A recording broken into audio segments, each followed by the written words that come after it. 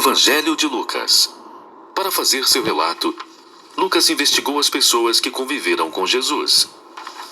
A história começa nas colinas de Jerusalém, onde os antigos profetas de Israel disseram que um dia o próprio Deus viria para estabelecer seu reino em toda a terra. Nesta cidade, o templo era administrado pelos sacerdotes, e um deles, chamado Zacarias, estava trabalhando no templo quando teve uma visão que o assustou.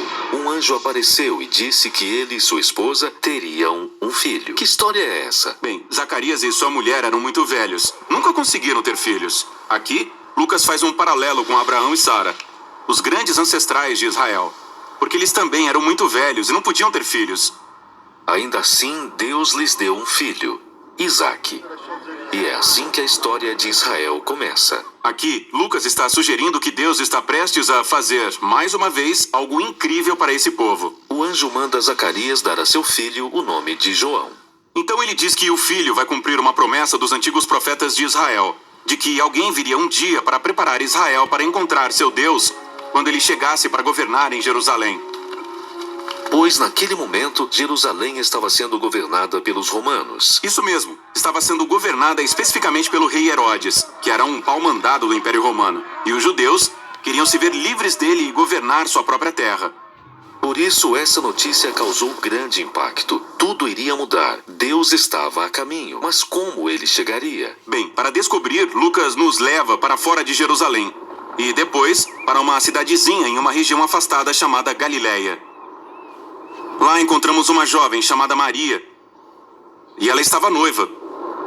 Então o anjo apareceu a Maria, dizendo que ela teria um filho. Ela deveria chamá-lo de Jesus, que em hebraico significa o Senhor salva. E ele seria um rei como Davi, que governaria o povo de Deus para sempre. Maria pergunta: certo, mas como isso será possível se sou virgem? O anjo conta que o mesmo Espírito Santo que trouxe vida e luz nas trevas em Gênesis capítulo 1, geraria vida em seu ventre. Deus vai se ligar à humanidade por meio da concepção e do nascimento do Messias. Então Maria, vinda de uma cidadezinha remota e de família humilde, seria a futura mãe do rei? Exatamente. Ela chega a cantar uma música sobre como essa reviravolta de seu status social indica o surgimento futuro de uma grande revolução. Através de seu filho, Deus vai derrubar os governantes de seus tronos e exaltar os pobres e os humildes. Ele vai virar o mundo inteiro de ponta cabeça.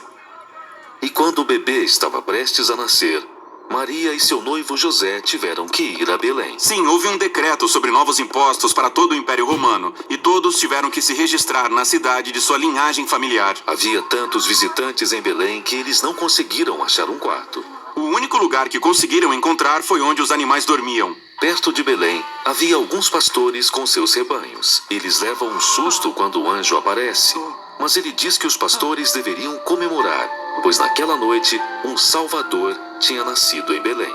O anjo diz para eles irem encontrar o bebê, e saberiam que era o Messias, porque estaria envolto em um cobertor e deitado em uma manjedoura. Que é um lugar bem sujo. Realmente muito sujo. E esses pastores, que não são lá muito limpos, vão e encontram o recém-nascido Jesus naquele lugar realmente sujo e ficam surpresos. Eles vão para casa pensando, o que será que está para acontecer? Tudo isso é realmente muito estranho. Se Deus está vindo mesmo para salvar o mundo, não é assim que você esperaria que ele chegasse. Nascido em um abrigo de animais, de uma mãe adolescente, celebrado por pastores desconhecidos. Exatamente. Ou seja, na história de Lucas, tudo é retrospectivo e o objetivo é esse. Ele está mostrando como o reino de Deus foi revelado pela primeira vez nesses lugares sujos entre os pobres. Porque Jesus está aqui para trazer a salvação, virando nossa ordem mundial de cabeça para baixo. O Evangelho segundo Lucas começou contando sobre os nascimentos de João Batista e de Jesus de Nazaré. E na próxima sessão do Evangelho, Lucas avança no tempo. Ele fala sobre João, um profeta que lidera um movimento de renovação no Rio Jordão. E muitos israelitas estão vindo para serem batizados por ele. Pobres, ricos, coletores de impostos e até soldados. Pois é, o que está acontecendo aqui? Todas essas pessoas estão se consagrando a um novo estilo de vida. Sendo mergulhadas em um rio? Há muito tempo atrás, Israel herdou essa terra depois de atravessar o Rio Jordão. E Deus deu aos israelitas uma responsabilidade. Eles foram chamados para servir somente a Ele, amar ao próximo e buscar a justiça. E pelas histórias do Antigo Testamento, sabemos que eles falharam nisso várias vezes. Certo. Então João chama Israel para um recomeço, para voltarem ao rio e saírem dele consagrados ao Senhor e prontos para o que Deus estava prestes a fazer. E foi nesse reavivamento que Jesus apareceu pela primeira vez. Jesus foi batizado por João. O céu se abriu e uma voz celestial disse: Tu és o meu filho amado e me dás muita alegria. Essas palavras de Deus refletem muitas partes das escrituras hebraicas. Esta primeira frase é do Salmo 2, onde Deus prometeu que um rei viria para governar em Jerusalém e enfrentaria o mal entre as nações. Já essa próxima frase é do livro do profeta Isaías e se refere ao Messias, que se tornaria um servo, sofreria e morreria em favor de Israel. Em seguida, Jesus vai para o deserto e fica lá por 40 dias sem comida, ou seja, ao relento. Com isso, Jesus está repetindo a jornada de 40 anos de Israel pelo deserto, onde não conseguiram confiar em Deus e se rebelaram. Mas Jesus conseguiu resistir à tentação e confiar em Deus. Esse relato está apontando para Jesus como aquele que dará continuidade à história de Israel.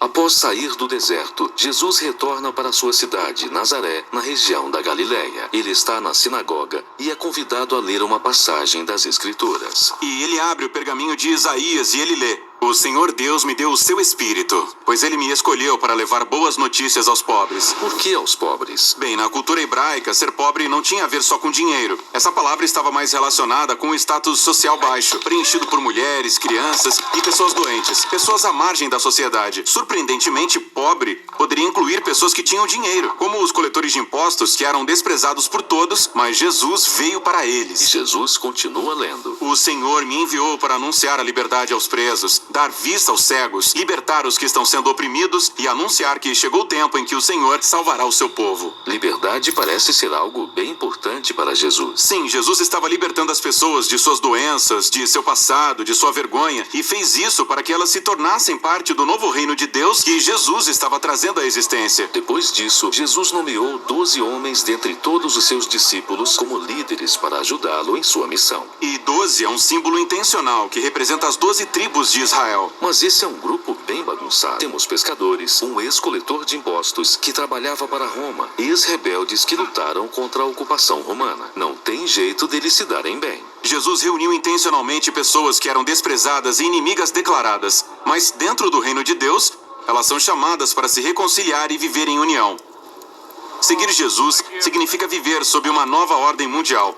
E assim Jesus passou a ensinar: Felizes são vocês, os pobres, pois o reino de Deus é de vocês. Felizes são vocês que agora choram, pois vão rir. Felizes são vocês quando os odiarem por minha causa. Jesus até disse aos seus discípulos para amarem seus inimigos, serem extremamente generosos, mesmo com pessoas de quem não gostassem, para perdoarem e demonstrar misericórdia. Esse é um estilo de vida radical. Jesus não só ensinou tudo isso, mas prometeu que ele mostraria como, sendo radicalmente generoso, perdoando e amando seus inimigos e fazendo o sacrifício final, entregando sua vida. A última narrativa dessa seção do livro de Lucas é fascinante. Jesus sobe um monte com alguns de seus discípulos e a glória de Deus aparece como uma nuvem brilhante. E de repente, a aparência de Jesus muda e 2 outros profetas aparecem, Moisés e Elias. Sim, eles são os profetas antigos que também experimentaram a glória de Deus em um monte. Então, Deus fala das nuvens, dizendo: Este é o meu filho, o meu escolhido. Escutem o que ele diz.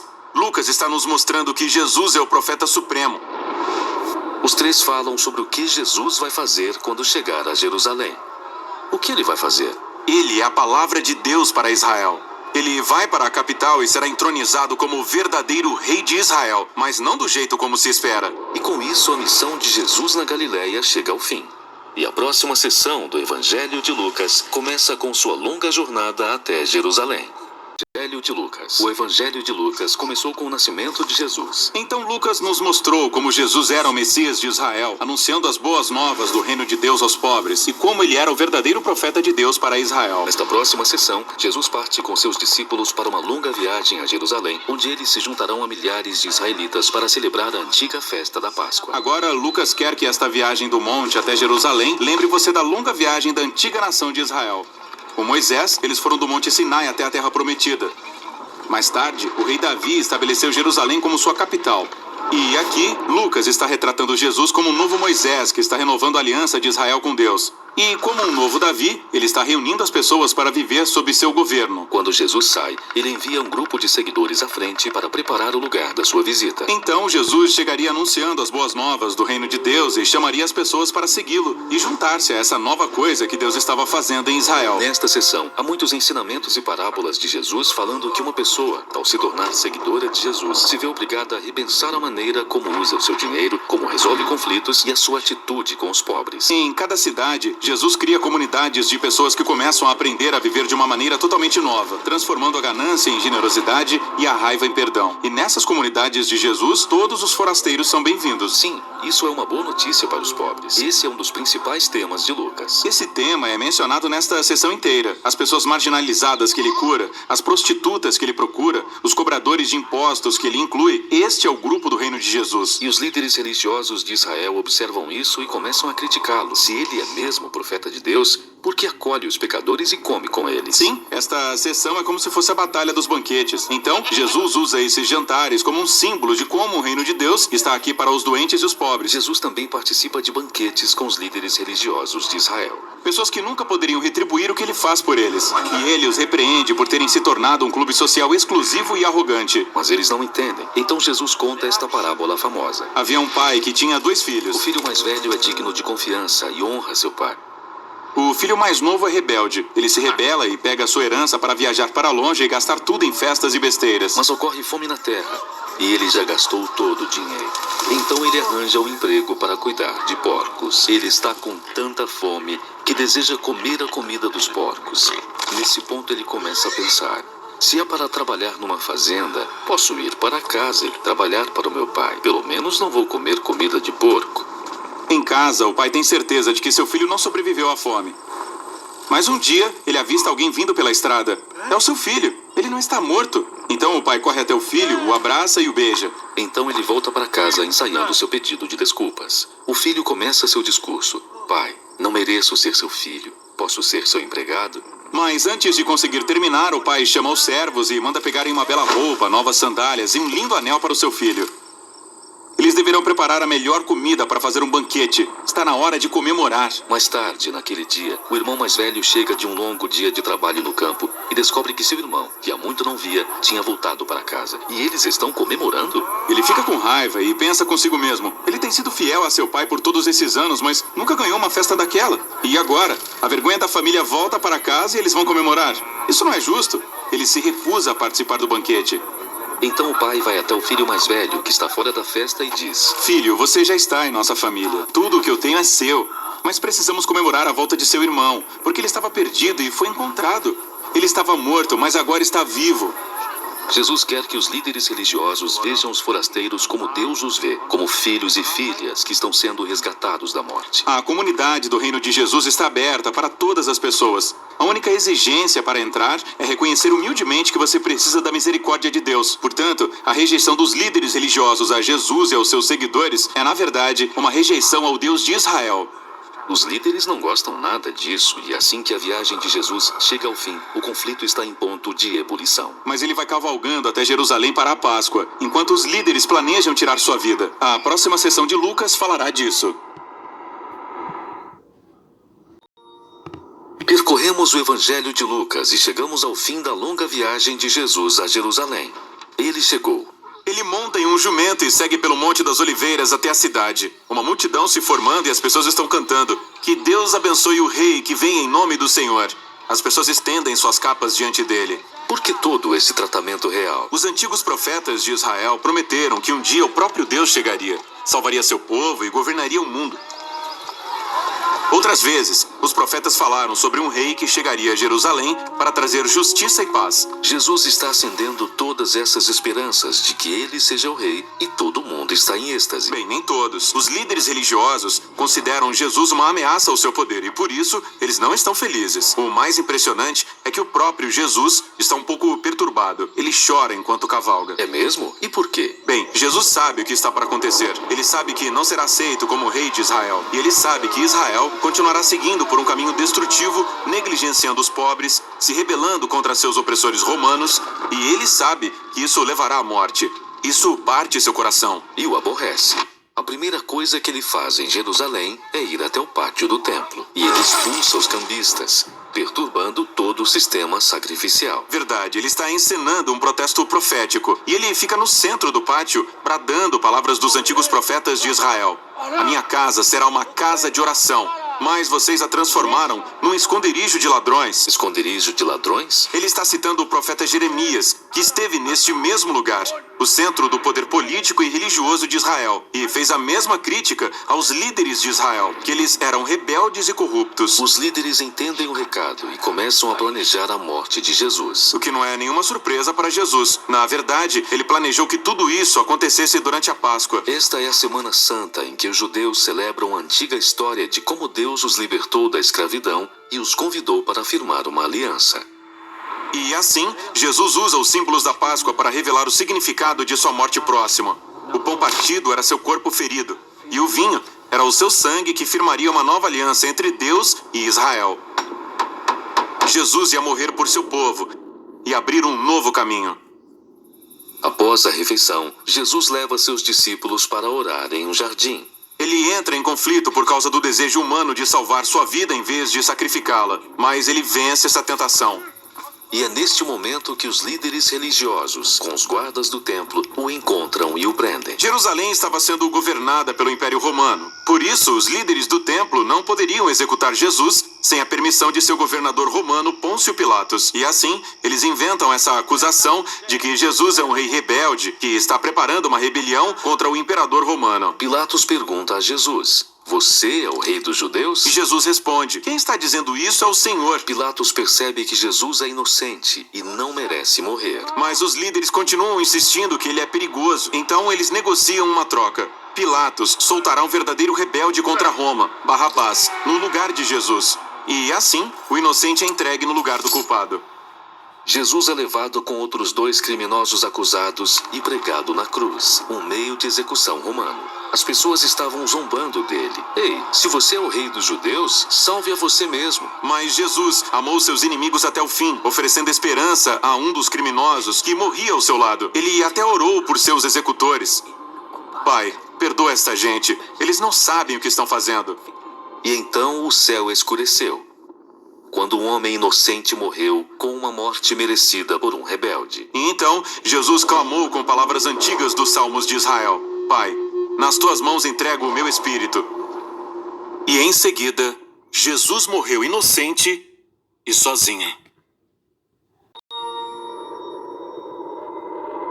Até agora vimos a história de Jesus como ela é contada no Evangelho de Lucas. Começa com a chegada de um rei improvável, nascido em circunstâncias pobres e humildes. Em seguida, vemos Jesus como um mestre, um profeta. Ele percorreu Israel chamando as pessoas para um modo de vida radical, onde inimigos se tornam amigos, os pobres são cuidados e as pessoas encontram perdão por seus erros. Ele foi de cidade em cidade, convidando as pessoas a segui-lo e a viver sob o reinado de Deus dessa maneira não convencional. Ele fez muitos sinais e maravilhas. Muitos israelitas começaram a esperar que ele salvasse Israel das mãos dos romanos e estabelecesse um novo reino de paz e justiça. Em resumo, ele estabeleceria o reino de Deus. Os líderes religiosos da época também esperavam o reino de Deus, mas para eles a mensagem de Jesus era uma ameaça. Eles esperavam ganhar poder e prestígio quando tudo isso acontecesse. Mas Jesus disse que o reino de Deus pertencia aos pobres, aos excluídos, e que o verdadeiro poder estava em servir aos outros em amor. Esse conflito se intensificou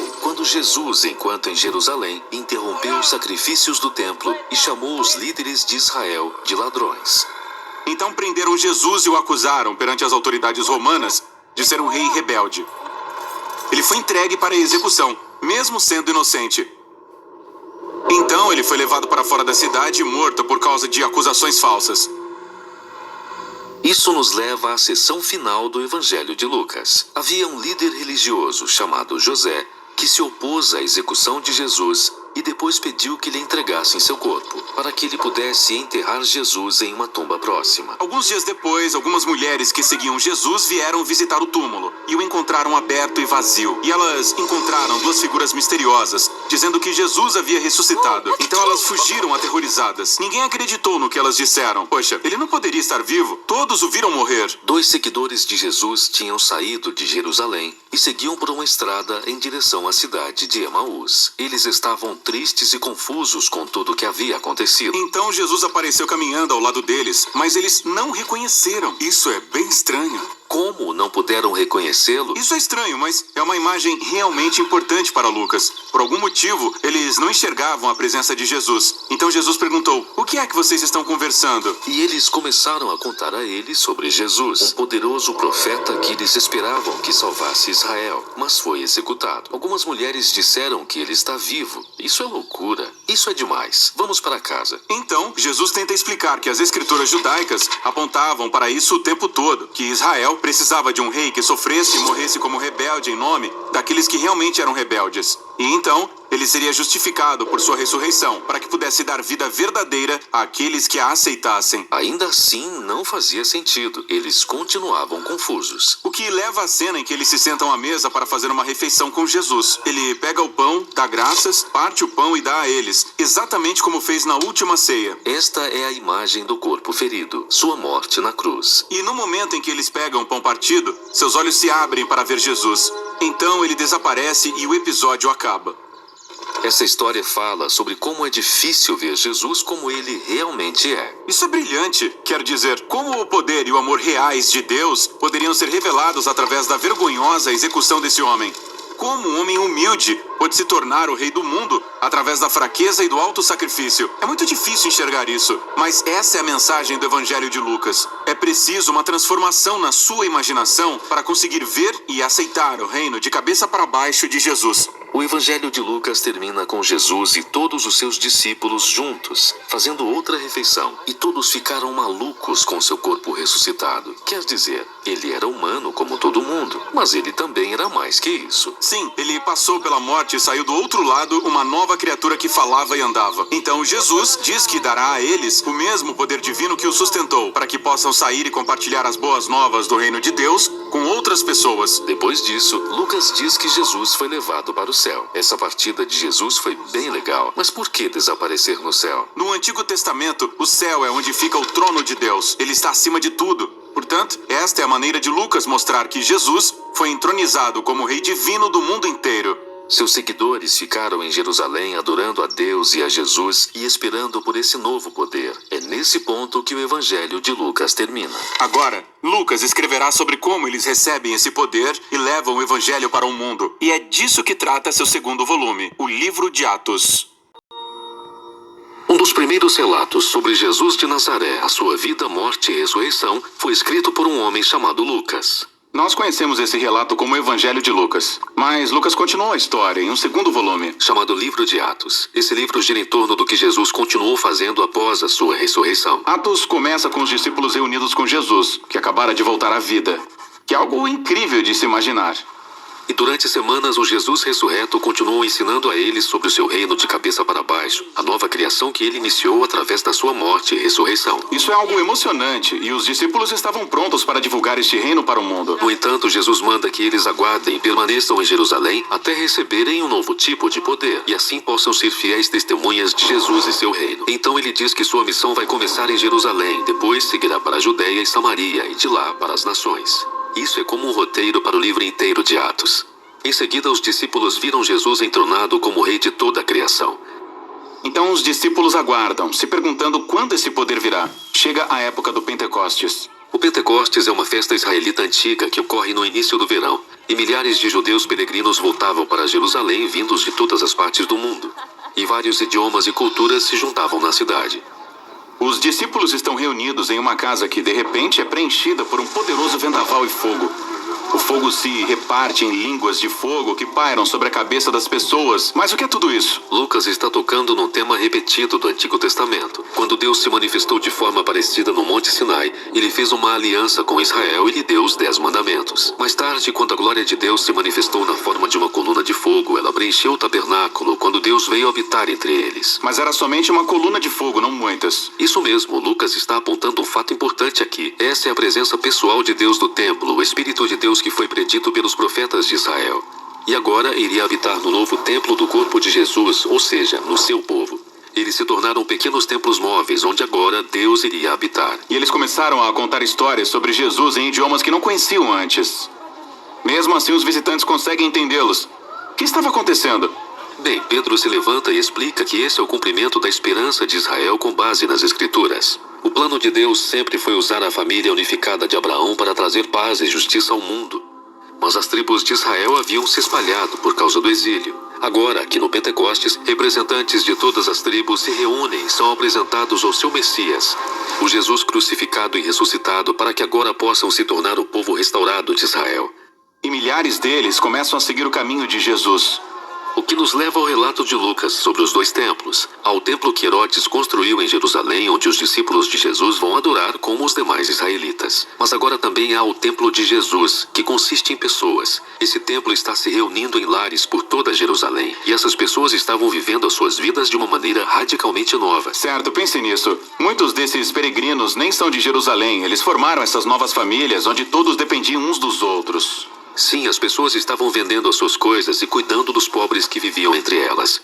Elas tomavam as refeições juntas. Elas faziam suas orações diárias juntas. Elas estavam aprendendo com os apóstolos o que significava viver como se Jesus fosse o verdadeiro rei do mundo. E deve ter sido emocionante.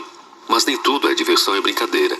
Ser templo de Deus é coisa séria, assim como no Antigo Testamento. Talvez você conheça essa história estranha no livro de Levítico sobre 2 sacerdotes que desrespeitam a Deus no templo e morrem repentinamente. Bem, Lucas inclui aqui uma história semelhante de 2 discípulos que desonram o Espírito de Deus neste novo templo, e eles têm um destino parecido. Portanto, há corrupção na comunidade, mas o maior problema está vindo de fora. Sim, do outro templo. Os seus líderes se sentem ameaçados por esse novo movimento messiânico e por isso prendem os apóstolos.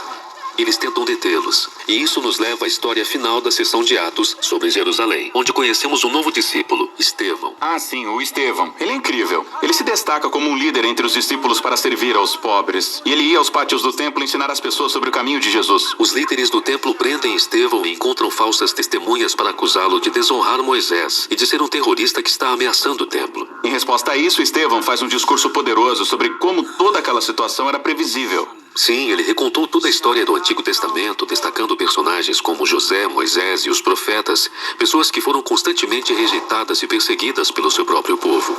Israel tem resistido aos representantes de Deus há séculos, portanto, rejeitam a Jesus e agora aos seus seguidores, que é uma rejeição ao próprio Deus.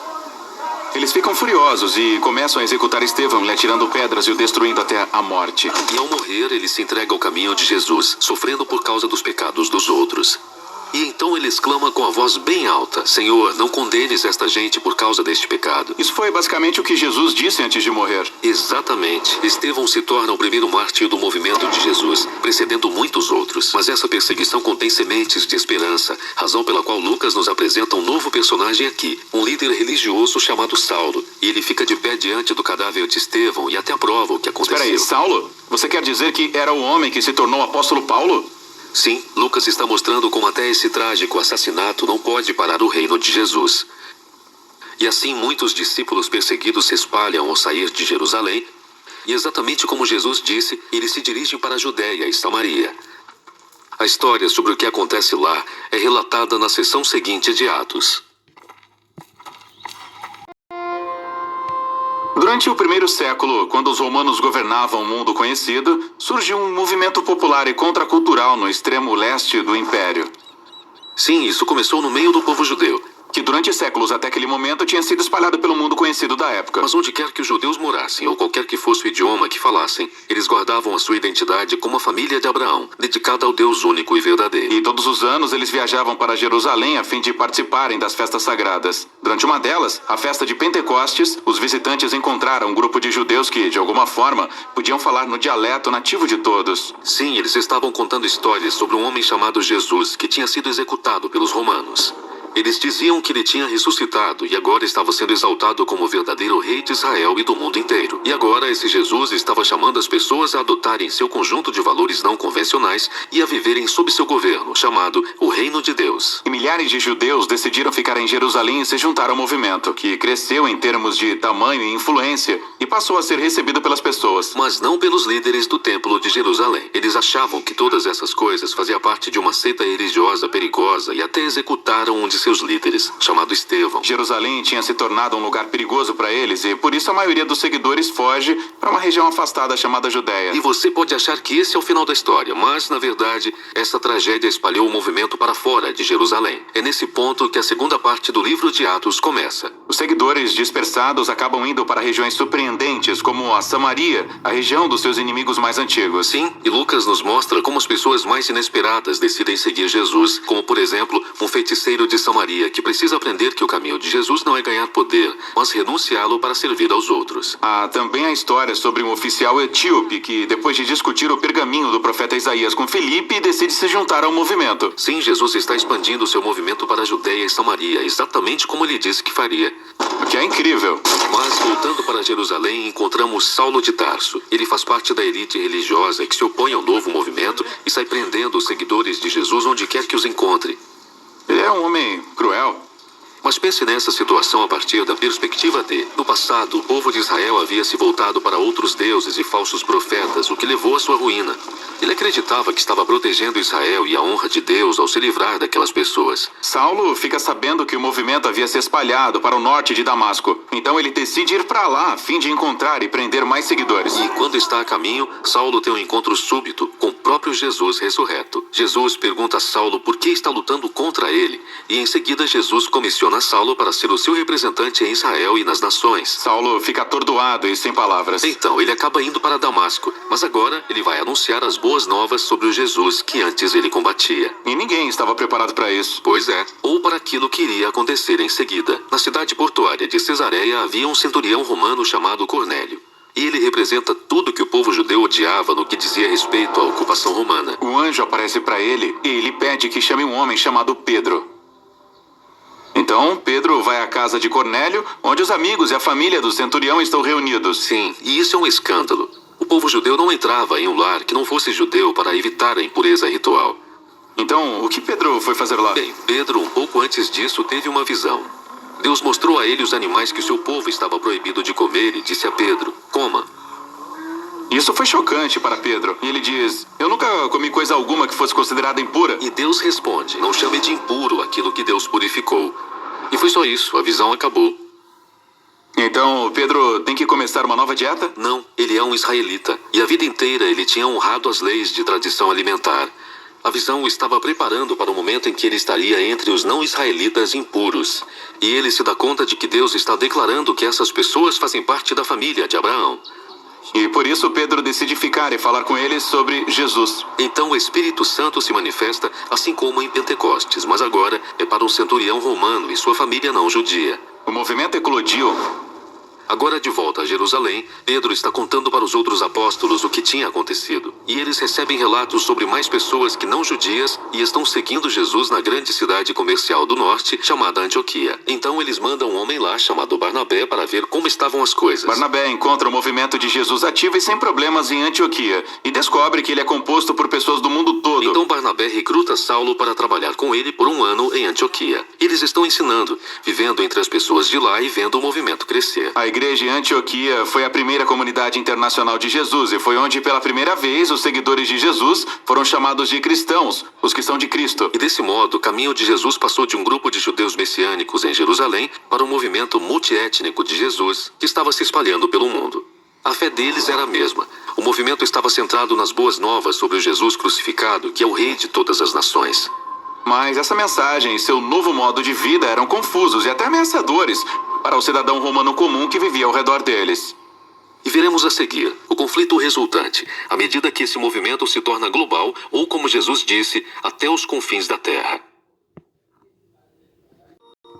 Durante o primeiro século, a maioria das pessoas à volta do mar Mediterrâneo vivia em cidades com alta densidade populacional, todas governadas pelo Império Romano. Cada cidade tinha uma mistura de culturas, etnias e religiões.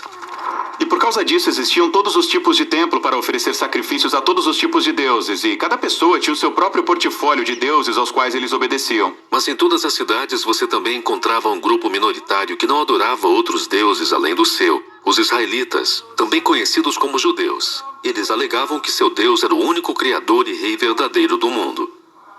Agora, todas essas cidades estavam conectadas por uma rede de estradas construídas pelo Império Romano, e era fácil se deslocar, fazer negócios e até espalhar novas ideias. O apóstolo Paulo conhecia bem essas estradas, pois ele passou a segunda metade da sua vida viajando de cidade em cidade, anunciando que o Deus de Israel tinha escolhido um novo rei para as nações. E esse rei não era igual a nenhum rei que tinha vindo antes. Isso mesmo. Muitos reis governam com agressão ou poder, mas esse novo rei governa com sacrifício e amor. O nome dele é Jesus, e Paulo é seu mensageiro, e ele está convidando todas as pessoas a viver sob a autoridade desse rei. As histórias das viagens de Paulo e como as pessoas recebem essa mensagem são a terceira parte de Atos. Por algum tempo, Paulo morou na cidade de Antioquia.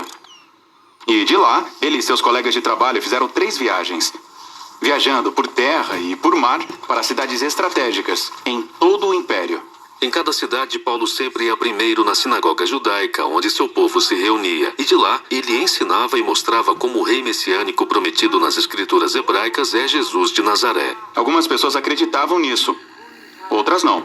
E ainda outras achavam que essa mensagem era tão enganosa e perigosa que alguns incitavam tumultos para expulsar Paulo da cidade. E era depois disso que Paulo ia para o movimentado mercado da cidade. Ele montava uma loja onde fazia e vendia tendas de couro para cobrir suas despesas de viagem. E aqui Paulo continuava compartilhando com quem quisesse ouvir as notícias sobre Jesus, o rei ressuscitado. Muitas vezes ele era mal entendido, como se apenas estivesse promovendo um novo Deus. Uma vez ele orou por uma pessoa doente, e a pessoa foi curada, e todos ao redor pensavam que Paulo era um deus grego que tinha descido para visitá-los. Mas Paulo insistiu que há apenas um Deus verdadeiro, e ele era servo dele. Essa mensagem normalmente provocava oposição e tumultos, e ele era espancado e até jogado na prisão. Por que uma reação tão intensa? Bem, a adoração dos deuses mantinha a cultura romana. Eles acreditavam que os deuses mantinham sua cidade segura, e a adoração dos deuses no templo era uma grande parte da sua economia. Paulo não estava apenas acrescentando Jesus como um novo Deus na lista. Ele estava dizendo, todos os outros deuses são impotentes e até mesmo uma farsa. Portanto, ele está minando o modo de vida deles. Sim, e mais do que isso. Quando Paulo anunciou Jesus como novo rei, ele o chamou de Senhor, ou Filho de Deus. Os mesmos títulos que as pessoas usavam para se referir ao imperador de Roma. Portanto, a mensagem de Paulo poderia ser facilmente recebida como uma ameaça contra toda a ordem política. Por que alguém se juntaria a esse movimento? Quer dizer, parece ser perigoso. Bom, as pessoas estavam fascinadas com a história de Jesus e como seu amor criava comunidades onde todas as pessoas eram tratadas como iguais, independentemente de etnia, gênero ou condição financeira. E essas pessoas formaram novas famílias que faziam juntas as refeições. Elas viviam sacrificialmente e cuidavam dos pobres. Elas viviam como se Jesus fosse de fato o rei. Isso. E portanto, em todas as cidades onde Paulo anunciava a mensagem de Jesus, as pessoas estavam sendo transformadas pelo Espírito de Deus para se tornarem novos tipos de humanos. Então Paulo ficava naquela cidade e ensinava às pessoas o caminho de Jesus. E em seguida, ele partia para uma nova cidade. Foi uma vida difícil.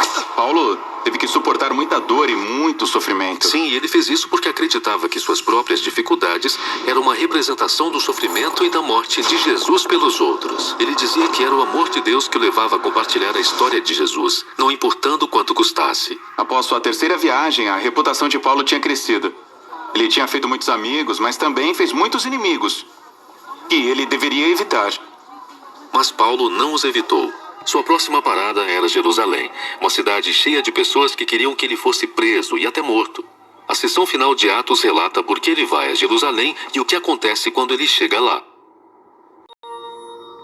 Nós estamos explorando o livro de Atos, que foi escrito por um homem chamado Lucas, como uma continuação do Evangelho de Lucas. Atos começou com Jesus dizendo aos seus seguidores para espalharem as boas novas do seu reino. E eles começariam em Jerusalém e depois seguiriam para as regiões vizinhas, e de lá até os confins da terra. Agora, em Jerusalém, a sua mensagem foi recebida por muitos e contestada por muitos, principalmente pelos líderes do templo. Eles se escandalizaram com essa nova alegação de que toda a história de Israel tinha sido cumprida por meio da vida, morte e ressurreição de Jesus. Um desses líderes era um homem chamado Saulo de Tarso, que trabalhava sem cessar para acabar com o movimento, até que ele conheceu o próprio Jesus ressuscitado. E esse encontro transformou Saulo de inimigo de Jesus para o mensageiro do seu reino. E assim, durante anos, ele viajou pelo Império Romano usando o seu nome romano, Paulo, iniciando comunidades de Jesus por todo lado. E um dos maiores desejos de Paulo era que todas essas comunidades diversas se tornassem num povo unificado, independentemente das suas diferenças, judeu ou não judeu, homem ou mulher, escravo ou livre. Jesus estava criando uma família unificada de iguais, que viviam juntos sob seu governo. Isso nos leva à seção final de Atos.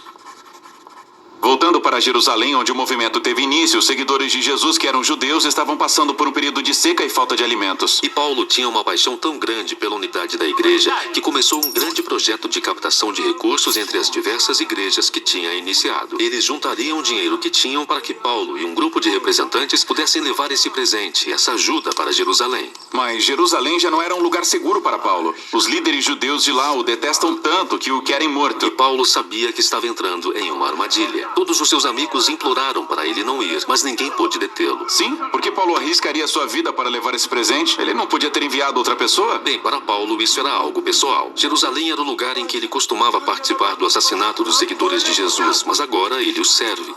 Lá também era o lugar em que o próprio Jesus tinha sido executado. E assim para Paulo seria uma honra sofrer ali, tal como seu rei tinha sofrido. Paulo vai a Jerusalém e, como esperado, ele é encontrado pelos seus inimigos. Uma multidão se forma e eles tentam matá-lo. Porém, os soldados romanos salvam sua vida, levando-o sob custódia. Os líderes judeus acusavam Paulo de iniciar uma revolta contra Roma, mas não conseguiam provar isso. E os romanos não sabiam o que fazer com ele. Sim, eles podiam ver que Paulo não era um criminoso, mas sua afirmação de que um judeu crucificado é o rei ressuscitado do mundo continuava colocando Paulo em apuros. E assim Paulo é transferido de um tribunal para o outro até exigir que seu caso fosse julgado perante o tribunal de César em Roma. E assim, felizes da vida, eles o enviam para lá. Agora, ao longo desta sessão de Atos, Lucas, o escritor da história, retratou as provações e prisões de Paulo, de modo que se assemelhem às histórias anteriores das provações e prisões de Jesus. Lucas está apontando um fato importante. Quando o povo de Jesus segue seu caminho, suas histórias passam a se parecer com a história dele, que é linda, mas também tem um custo. No caminho para Roma, o navio que transportava Paulo foi atingido por uma tempestade violenta e todo mundo entrou em pânico. Menos Paulo. Ele está sob o convés, oferecendo uma refeição, assim como Jesus fez na noite anterior ao julgamento. Paulo abençoa e depois parte o pão, assegurando que Deus está com eles em meio àquela tempestade. No dia seguinte, o navio bate contra as rochas e se parte, mas todo mundo chega em segurança em terra firme. O que é incrível, mas Paulo não se livrou dos problemas. Ele é levado para Roma e colocado em prisão domiciliar. Mas isso nem foi tão ruim. Em sua casa, ele pôde hospedar grupos de judeus e não judeus e compartilhar com eles as boas novas sobre Jesus, o rei ressuscitado. E isso é uma atitude ousada, especialmente em Roma, o centro do poder onde César governa o mundo como rei. Sim, você tem o reino alternativo de Jesus de cabeça para baixo, agora crescendo no coração do império mais poderoso do mundo, através do sofrimento de um prisioneiro. E com esse contraste entre reinos, Lucas termina sua história. Essa é uma ótima imagem, mas a história deveria falar sobre a mensagem se espalhando pelos confins da terra. Então ela não deveria continuar? Claro. Lucas deixou a história em aberto de propósito, para que seus leitores saibam que a história não acabou e que podem participar do reino de Jesus que até hoje ainda está se espalhando.